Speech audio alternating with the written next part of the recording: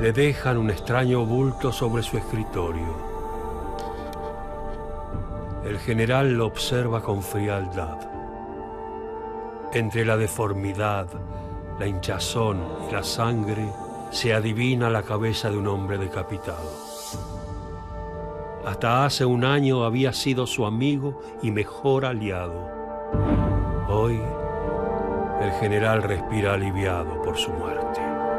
Las moscas se arremolinan alrededor de la cabeza.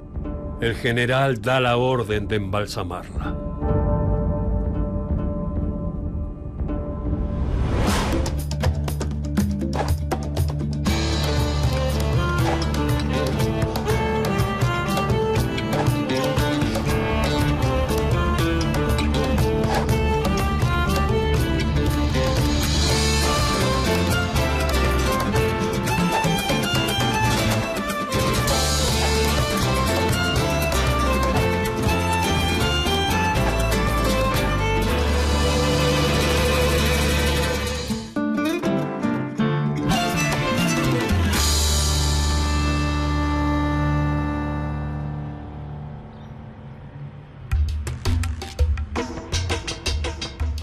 Dos caudillos del litoral.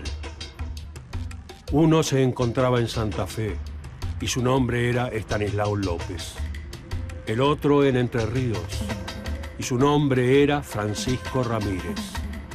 Juntos lucharon contra la hegemonía de Buenos Aires.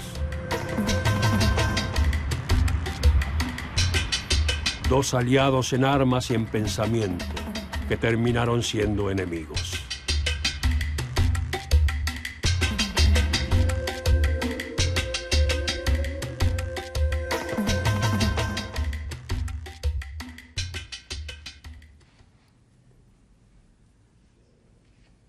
Muchas veces hay una imagen estereotipada de los caudillos, ¿no? Una imagen de un señor rural que gobierna sin ningún tipo de control y solo de acuerdo a su voluntad sobre masas de gauchos enfervorizadas, ¿no? Que es una imagen falsa. Es cierto que López es un caudillo clásico en el sentido de que surge en el mundo rural, en la frontera, luchando con los indígenas, los mocovíes, los avipones. Y al ser una provincia asediada por las guerras, uno necesita un jefe militar para ser el gobernador de una provincia que está asediada por las guerras.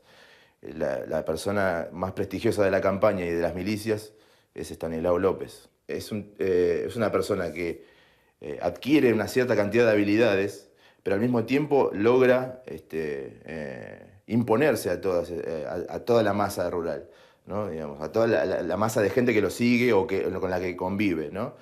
Hasta lograr una admiración, un sentido de admiración. El caudillo logra eso, digamos. Tanto va a ser así que va a ser gobernador de la provincia por 20 años, porque es el hombre necesario para la Junta de Representantes de Santa Fe. No pueden prescindir de él. Estanislao López nació el 22 de noviembre de 1786 en la ciudad de Santa Fe. Hijo natural de Juan Bautista Manuel Roldán y de María Antonia López. Como sus padres no se habían casado, Estanislao no podía heredar ni vincularse con familias importantes. Esto lo llevó a probar suerte en la carrera militar.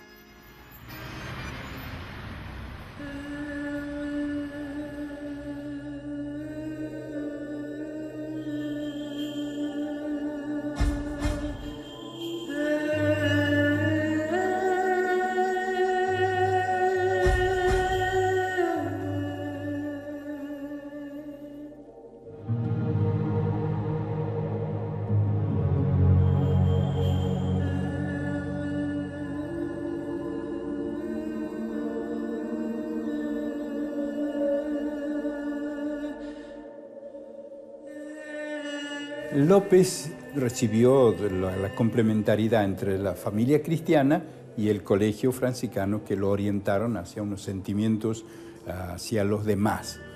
Muy capaz, muy ágil, y eso a los 14 años, cuando ya más o menos terminó todo lo que era el colegio en aquella época, en el primario, bueno, a hacer una opción por la vida militar.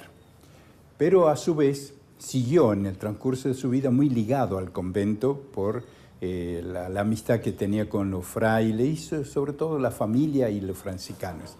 Por eso es que él integró con el tiempo, aún siendo gobernador, integró una comisión de los franciscanos seglares, lo que se llama la Tercera Orden Franciscana Seglar. Prácticamente fue un hombre que realmente buscó el bien común, aunque desgraciadamente, digo, tuvo que hacerle frente con la violencia algunas veces, o muchas veces.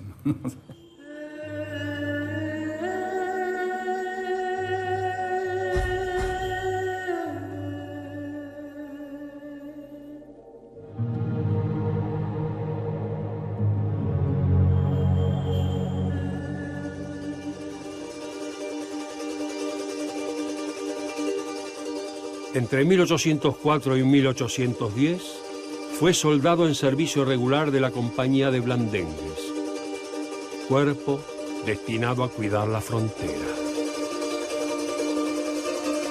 Con la Revolución de Mayo de 1810, López ingresó al ejército revolucionario, participando activamente en las guerras de la independencia contra los realistas, mientras se iba perfilando su carácter combativo y audaz. Sin embargo, en 1811, y después del fracaso de una expedición junto a Belgrano, López fue detenido por los realistas.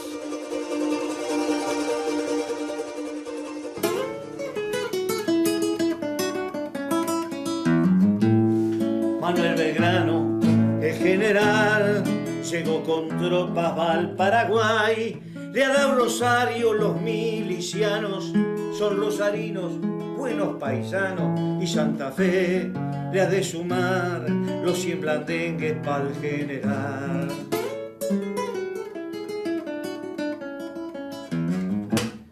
Francisco Aldao, el capitán, le está contando a don Manuel que hay un sargento mejor que él, y Encino López habría de ser ese sargento. ¿Dónde andará? A ese sargento tráiganla acá. Junto a Belgrano él combatió en Campichuelo y Paraguarí, cayendo preso en Tacuarí, lo trasladaron para Asunción y lo embarcaron en Doña Flora, una fragata bien española. En la fragata, encadenado del cautiverio, está cansado. Montevideo se ve a lo lejos, el río del Plata da su reflejo, 4000 metros. Hay que nadar para la costa poder llegar. Surgió una alerta desde estribor, está extrañando su Santa Fe, y aprovechando que no se ve, se tira al agua desde babor. El quillá lo hizo buen nadador, chiflan las balas alrededor. Llegó a la costa y allí rondó, le dio un abrazo y felicitó por ser valiente y decidido. Este sargento es ascendido, ya llega alférez a Santa Fe, con sus blandengues se vuelve a ver.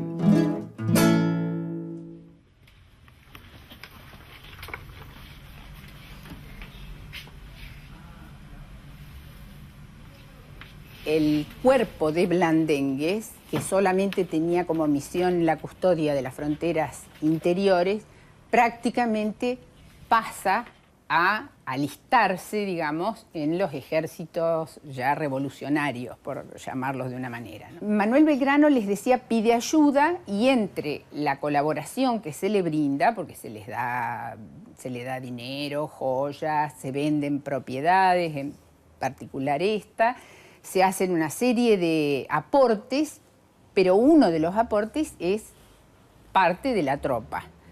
En esa tropa milita Estanislao López, es decir, que él va a participar en la batalla de Tacuarí, y luego de la derrota de Belgrano va a ser tomado prisionero por los españoles y llevado a Montevideo. Desde Montevideo, López se escapa de la fragata Flora, en la cual lo tenían prisionero, y se enlista en las tropas que están sitiando Montevideo, que son tropas ya revolucionarias del Río de la Plata, ¿no? Es una vergüenza que el héroe máximo, el hombre más importante de la provincia, para mucha gente no sabe ni quién fue. Nadie lo conoce. ¿Por qué? Porque los historiadores, discúlpenme, los historiadores porteños, siempre a la provincia del interior la han echado a menos. Esta es la única fotografía que hay de López, la única que se ha hecho. Esta vino un pintor italiano, Pellegrini, a Buenos Aires, a hacer varios retratos y esas cosas, porque si no, no había ninguna fotografía del brigadier López. Era un hombre tan sencillo, tan humilde, que ni eso quería, ni fotografía.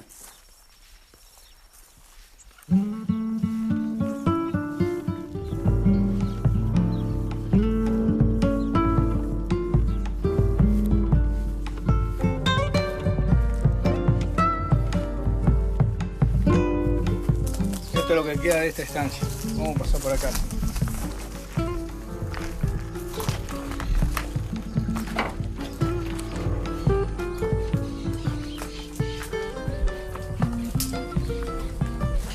Bueno, acá dicen que hay unos túneles que salen al campo. Si quieren buscar para estos lados, ahí dice que salen en el medio del campo estos túneles.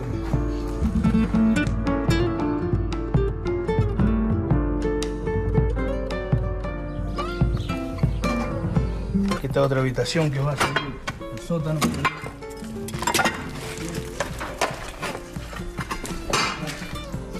Acá hay otro hogar. Los pisos antiguos.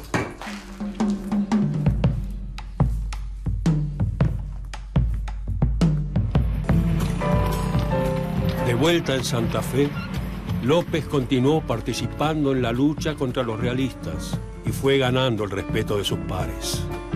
Pero su salto a los primeros planos comenzó cuando en abril de 1815 Santa Fe decidió declararse autónoma y expulsó al gobernador designado por Buenos Aires.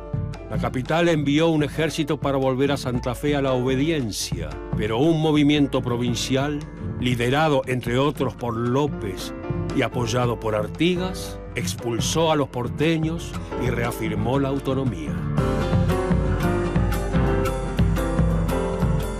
En 1816, López fue elegido comandante de armas de la provincia y un tiempo más tarde entró con sus tropas en la ciudad y se hizo elegir gobernador interino. Buenos Aires envió otro ejército para recuperar la provincia, pero López los derrotó en varios combates sucesivos. Después del éxito, su figura se agigantó y una asamblea provincial terminó con la ilegitimidad de su poder.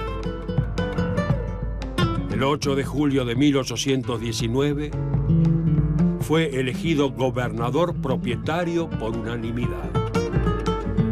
Entre las provincias del litoral que se sumaron a la lucha contra Buenos Aires, se encontraba otro joven de gran carácter. El gran aliado era Francisco Ramírez.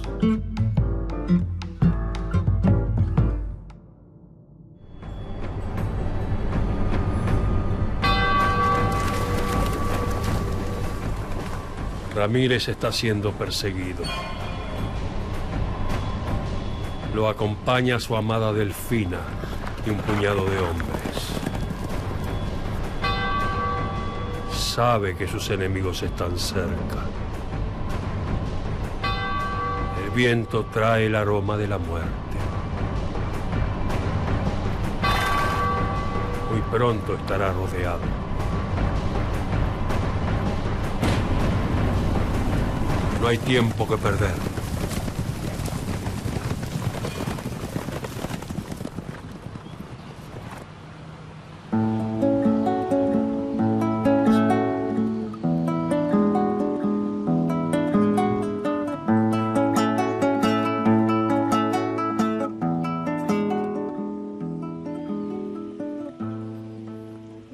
Para cantarle a Entre Ríos, provincia de la esperanza, Hay que ser como el chiviro, tener dulzura y pujanza. Hay que vibrar de emoción como la verde gramilla y el aire acariciador de la hermosa patria chica.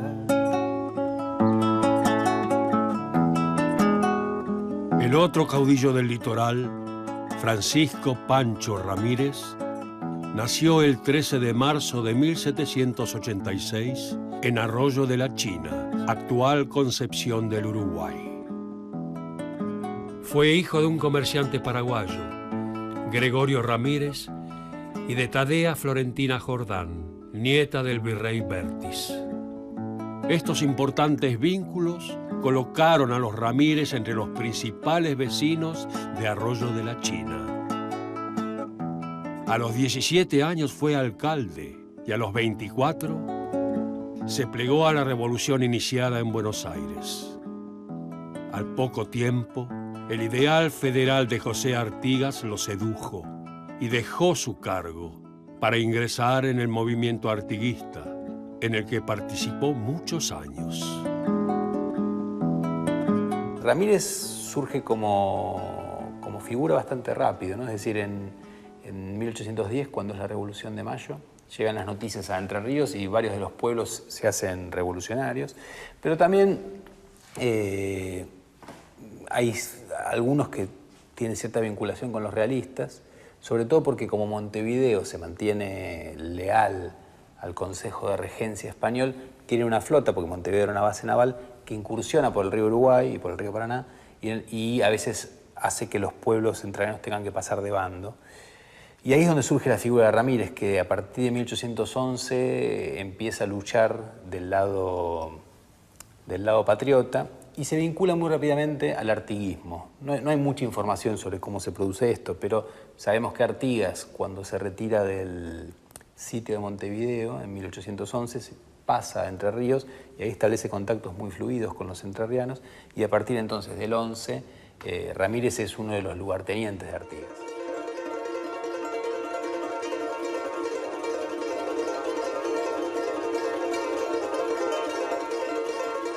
Cuando el directorio que gobernaba desde Buenos Aires se enemistó con Artigas, envió un ejército a detenerlo. Ramírez se enfrentó con los soldados porteños, derrotándolos. Luego se trasladó hacia la banda oriental, donde combatió contra la invasión portuguesa. El prestigio de este joven entrerriano continuó en ascenso, pero ocurrió algo inesperado. Ereñú, el hombre que Artigas había colocado al mando de Entre Ríos, lo traicionó. Ramírez no dudó, tomó las armas y luchó contra el traidor, derrotándolo en 1817. Quedó al mando de la región del río Uruguay como delegado de Artigas. Un nuevo caudillo había nacido.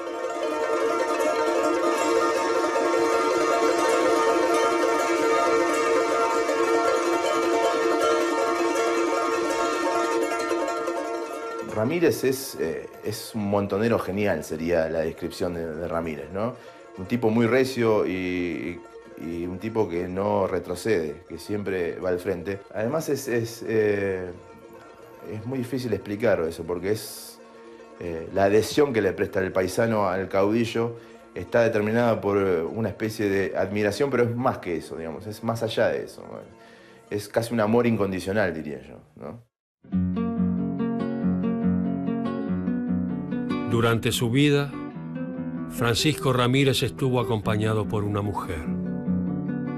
Su nombre era Delfina, y su nombre muy pronto se convertiría en leyenda.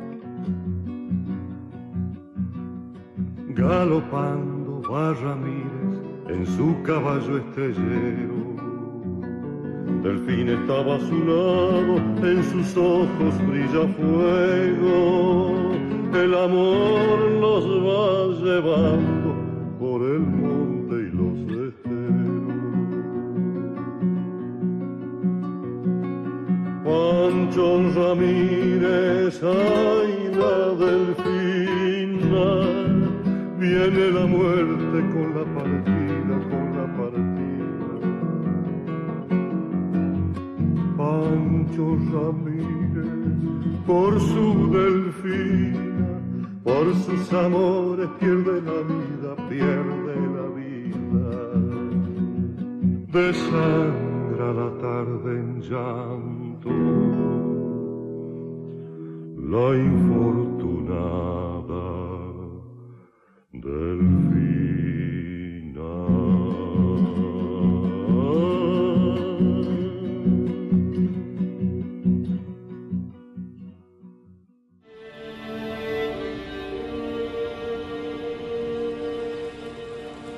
Sus hombres han muerto.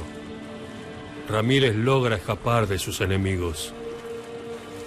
Pero hay un problema. El caballo de Delfina tropieza. La mujer se desploma sobre la tierra. Los perseguidores la rodean. Sacan sus facones. Quieren divertirse. Ramírez, lleno de furia, da vuelta a su caballo. No abandonará a su amada.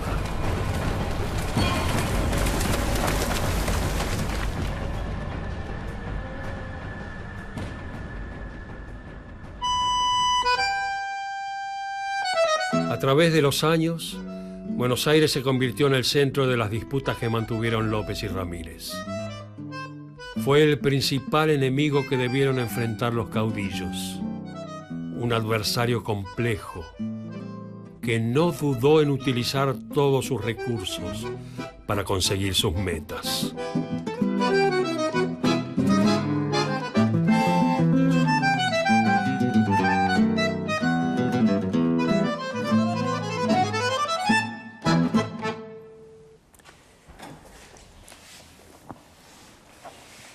En 1814 se forma la Liga de los Pueblos Libres, que reúne a la Banda Oriental, a Entre Ríos, a Santa Fe, a Corrientes. También participan indígenas de las misiones. Y el líder es Artigas, ¿no? El protector de los pueblos libres, seguido por distintos personajes importantes en cada provincia. Uno de ellos es Francisco Ramírez en Entre Ríos. Y todos se enfrentan con el poder central de Buenos Aires. Buenos Aires manda una expedición para obligar a Entre Ríos a volver a la obediencia. Fracasa por la resistencia entrerriana. Comienza el periodo de ascenso de Ramírez a convertirse en la máxima figura entrerriana. Participa en Santa Fe apoyando el levantamiento santafesino contra los porteños y la resistencia santafesina contra los ataques del gobierno central, que fracasan todos. Participa en la Banda Oriental luchando contra la invasión portuguesa que intenta derrotar a Artigas y que termina derrotando a Artigas. Y finalmente se alía con el caudillo y gobernador santafesino Estanislao López en 1819 para luchar contra el poder central que los sigue hostigando, particularmente a Santa Fe. El santafesino López y el enterriano Ramírez, seguidores de Artigas los dos, adoptaron una política común en contra del Directorio.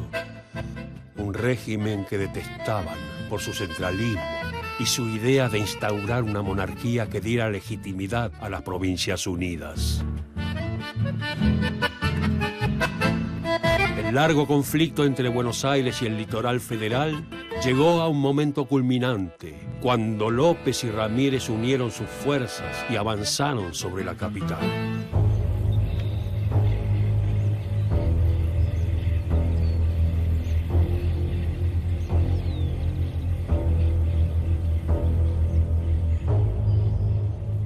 El 1 de febrero de 1820 se produjo la batalla de Cepeda. Fue el gran momento de estos dos caudillos, en donde se dirimió el conflicto entre Buenos Aires y el litoral. Las acciones las inició el ejército porteño, que invadió la provincia de Santa Fe antes de que los federales entraran en Buenos Aires. El general porteño Rondó ocupó el borde sur de Cañada de Cepeda, esperando allí a sus enemigos. Dispuso a la caballería a los lados y a la infantería y artillería al medio protegiendo sus espaldas con una larga formación de carretas.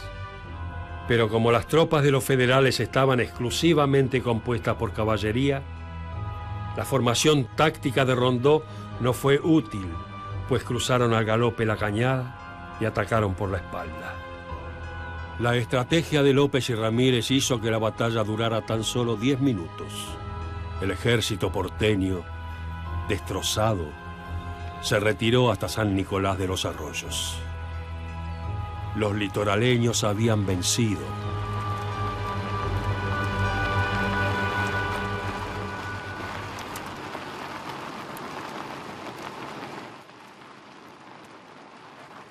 Esto estaba a campo abierto, ya por 1820, no había alambrado, el paisaje era otro, todo esto está cultivado, pero bueno. ¿Y este es el monolito? Este es el punto referente de la batalla de Cepeda de 1820. Uno podría decir que estamos en el epicentro del encuentro de los dos bandos, ¿no? Al norte, Ramírez y López, avanzando sobre nosotros, y atrás de nuestras espaldas Rondeau, ¿no? Es difícil determinar un punto del conflicto exacto, porque en realidad eran batallas de a campo llano. Esto es estamos en plena pampa, ¿no? Húmeda, y se aprovechaban las cañadas como espacio de protección y a su vez de mirada para poder ver. Y el agua para los animales. Y el agua para los animales, claro, para la caballería. Para la caballería y para la propia tropa, ¿no? Claro.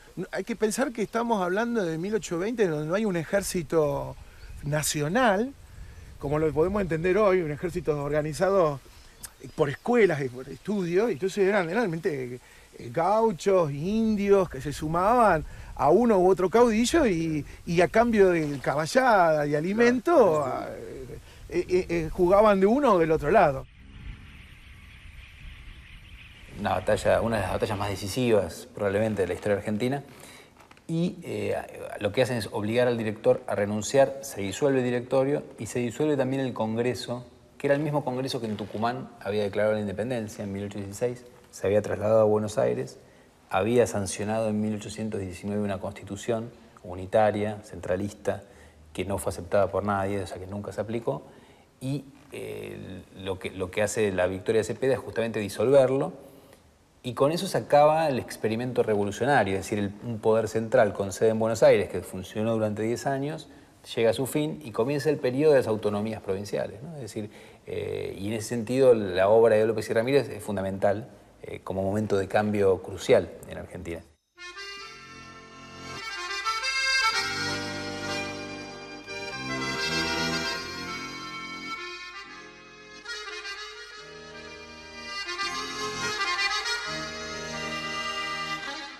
El 23 de febrero de 1820 se firmó el Tratado de Pilar entre los gobernadores de Buenos Aires, Santa Fe y Entre Ríos.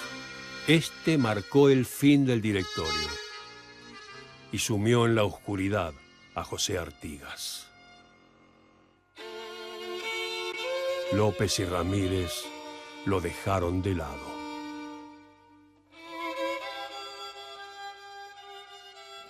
Y Artigas se enoja con López y Ramírez porque ellos han hecho un tratado después de vencer a Buenos Aires con la nueva provincia de Buenos Aires, ahora también una provincia más, una provincia autónoma, en la cual hacen un pacto que contempla distintos aspectos, pero que no menciona luchar contra los portugueses que han ocupado la banda oriental.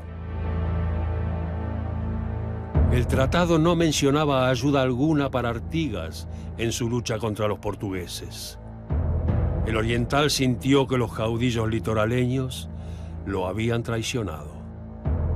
De inmediato le envió una carta a Ramírez en donde decía: el objeto y fines de la Convención del Pilar celebrada por vuestra señoría, sin mi autorización y conocimiento, no han sido otros que confabularse con los enemigos de los pueblos libres para destruir su obra y atacar al jefe supremo que ellos se han dado para que los protegiese. He de prevenirle que si no retrocede en el camino criminal que ha tomado, me veré obligado a usar la fuerza. Pues yo también tengo que arrepentirme de haberlo elegido a vuestra señoría y de haberlo propuesto al amor de los pueblos libres para que hoy tenga los medios de traicionarme. Ramírez se enfureció y le dio batalla en las Tunas. José Artigas fue derrotado y se exilió en Paraguay. Ramírez antes había peleado contra los portugueses, pero ahora es un giro y en vez de auxiliar a Artigas, se vuelve contra Artigas. Artigas seguía teniendo un solo apoyo, que eran los correntinos y los indígenas de las misiones. Hay una serie de combates y finalmente en la batalla de las Tunas, Ramírez, que ha vuelto de luchar con los porteños, derrota a Artigas y Artigas se exilia en Paraguay y termina su carrera política.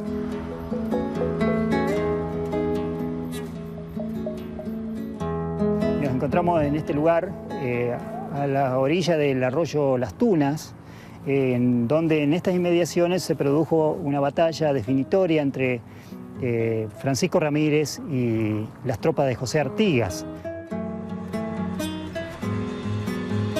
Y en esta zona se atrincheraron las tropas de Ramírez, ofreciéndole el campo de batalla a Artigas. Es decir, habían elegido el campo de batalla para enfrentar a Artigas, que venía con las intenciones serias de tomar la ciudad de Paraná. 1000 hombres se desplazaron en esta zona de montes, a la orilla del arroyo. Artigas venía con 1300 hombres y acá se produjo este enfrentamiento que fue muy sangriento.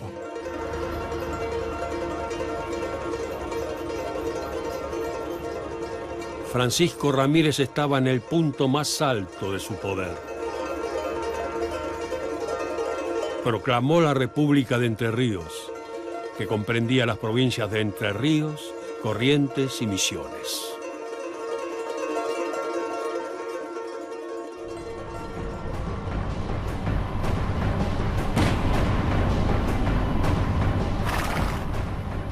Delfina está a un paso de la muerte. Un súbito relincho la saca del abismo. Las manos de Ramírez la rescatan, la suben al caballo. Delfina cierra los ojos, reza, le agradece al Señor.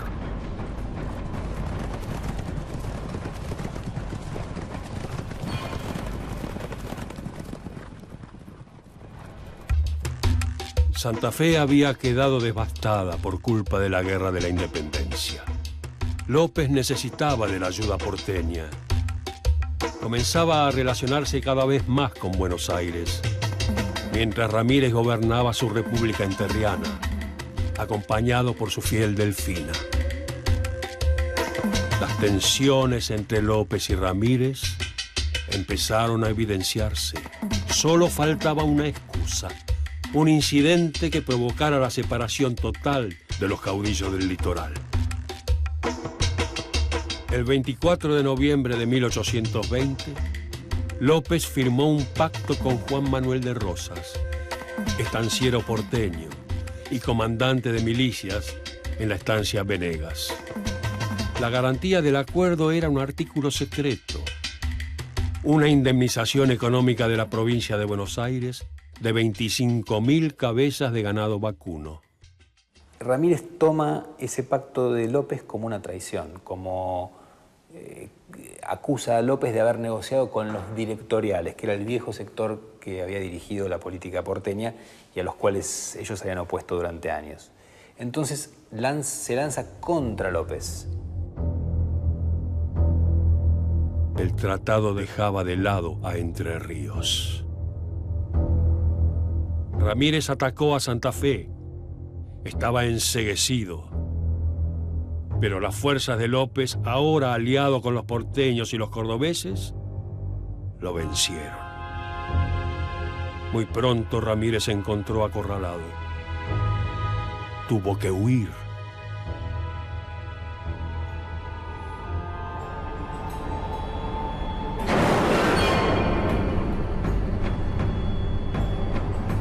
Ramírez y Delfina intentan huir. Sus enemigos preparan sus armas, las arrojan, iracundos. Una de las astas penetra el pecho de Ramírez. Delfina grita. Ramírez cae de su caballo, mientras su amada logra escapar. Todo parece oscurecerse, mientras la sangre del caudillo impregna la tierra. Uno de los enemigos se le acerca. Levanta su espada. Ramírez es decapitado.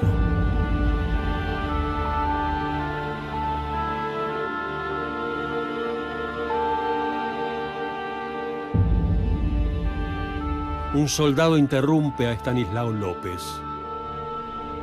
Le entrega un paquete con la cabeza de su antiguo rival Ramírez. Da la orden de embalsamar la cabeza. Bueno, con la cabeza de Ramírez, muy bien la pregunta, que es una cosa importante y que yo la tengo acá siempre. Porque se ha hecho una gran mentira y que hace poco la alcancé a ver de nuevo. Hay algún escritor o un pseudo historiador que dice que López tenía en su despacho la jaula con la cabeza de Ramírez y ahí firmaba sus documentos.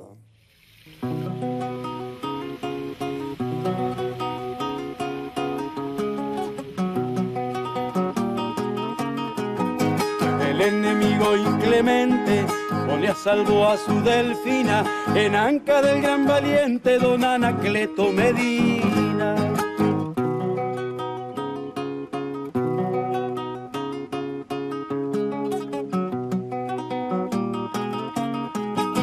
Pero quiso el cruel destino que premiara su hidalguía, un corazón florecido por una bala perdida.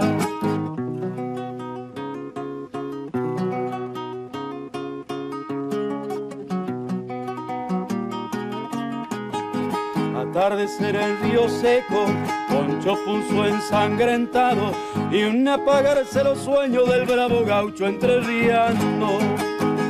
Y desde entonces su nombre Pancho Ramírez, para gloria de Entre Ríos, bien latente quedará. Desde que lo mata Ramírez, logra quedarse en el gobierno de la provincia por 20 años.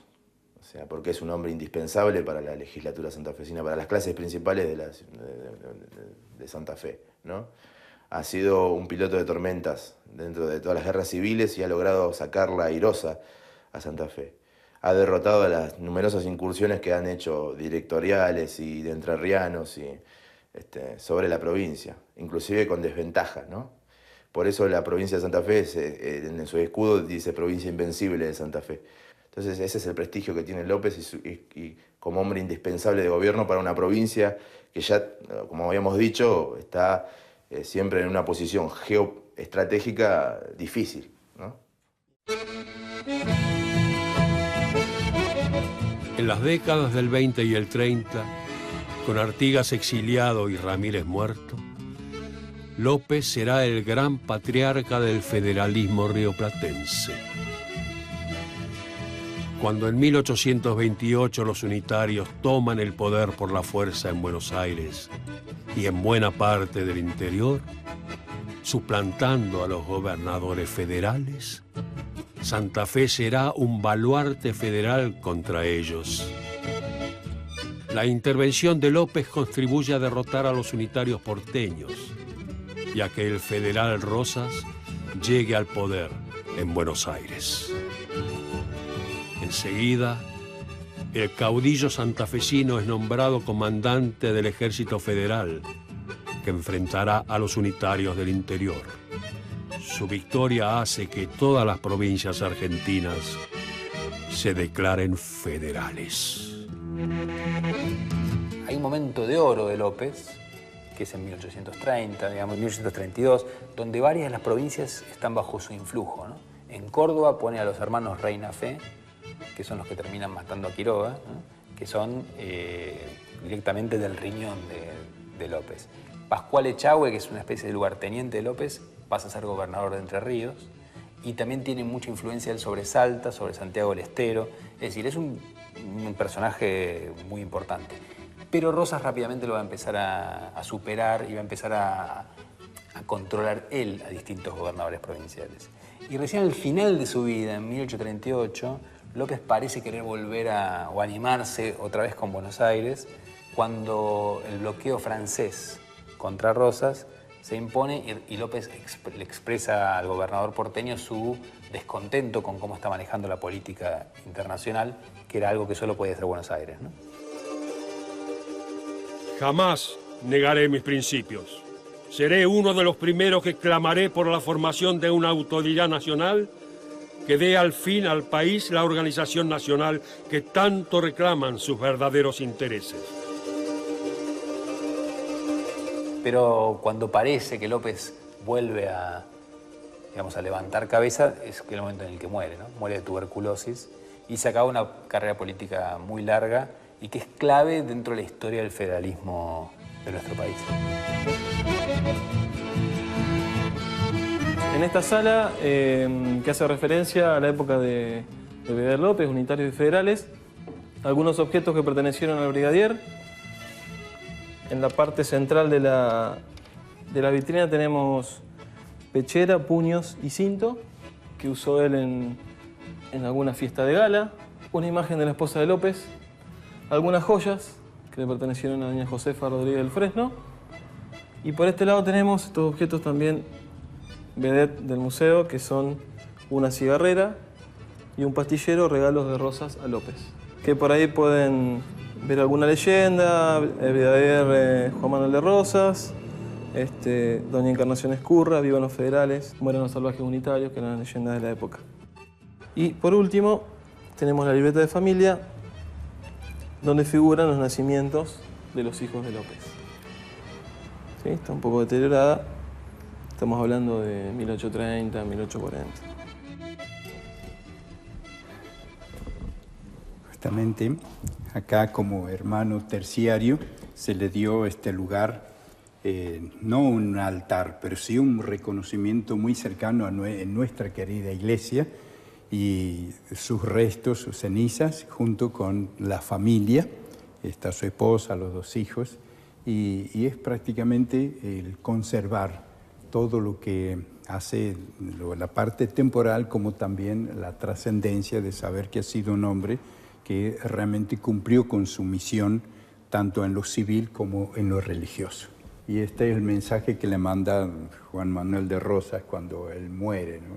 Con la expresión típica de aquella época, y hace una descripción de lo glorioso y de lo que él ha hecho por la provincia. Y el día 15 de junio de 1838, bueno, allí él puso final a su vida. Por la calle que hoy lleva el nombre del general López va el cortejo fúnebre.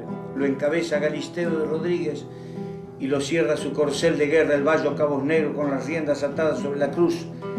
Van siguiendo al féretro del hombre que lo llevó a todas las batallas para que esta sea la provincia invencible de Santa Fe. Doblan las campanas porque ha muerto López, doblan las campanas en mi Santa Fe. Siririceros templados en cientos de batallas esconden bajo el poncho en esa tarde fría de junio una lágrima. Van siguiendo al pobrecito. Héroes de la talla, soldados de la patria de la talla de Dorrego, Lavalle, Solerva, Alcárcer, Díaz Vélez, Viamonte, conocieron de su brazo y su tacuara. Ninguno de ellos pudo vencer a López. Estanislao López luchó toda su vida para conseguir la autonomía santafesina ante la capital. Algo que parecía imposible, pero lo logró. En su política pacifista plasmó sus ideales de legalidad, legitimidad, constitución, estados autónomos y confederación.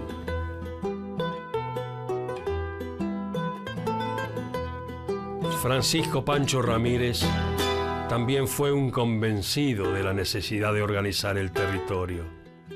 Creó escuelas, sancionó la enseñanza obligatoria, montó las bases de una administración pública. Dos líderes que supieron hacer de la Montonera un estilo de guerra que les permitió proteger el litoral de los intereses de Buenos Aires, dejando su marca en la historia del pueblo argentino.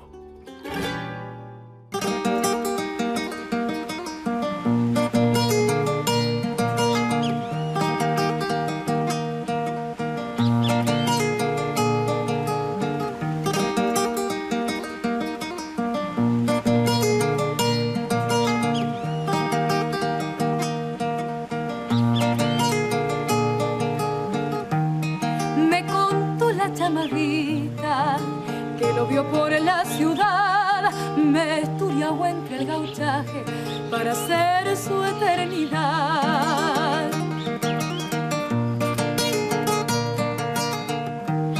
Chamarrita, chamarrita, chamarrita federal, cuando soñando mateaban Matraca y López Jordán, chamarrita terruñera, Hernández nos dio el cantar y mucho más un destino rumbo del ser nacional.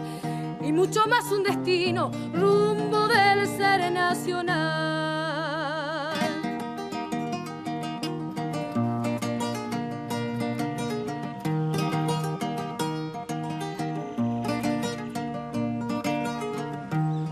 Si los gauchos de mi tierra simbolizan la amistad, cruz debe ser José Hernández y fierro López Jordán. Canta chamarra entrerriana, Hernández el inmortal. Martín Fierro es todo patria, gaucho, pueblo, libertad. Martín Fierro es todo patria, gaucho, pueblo, libertad. América es José Hernández, gaucho,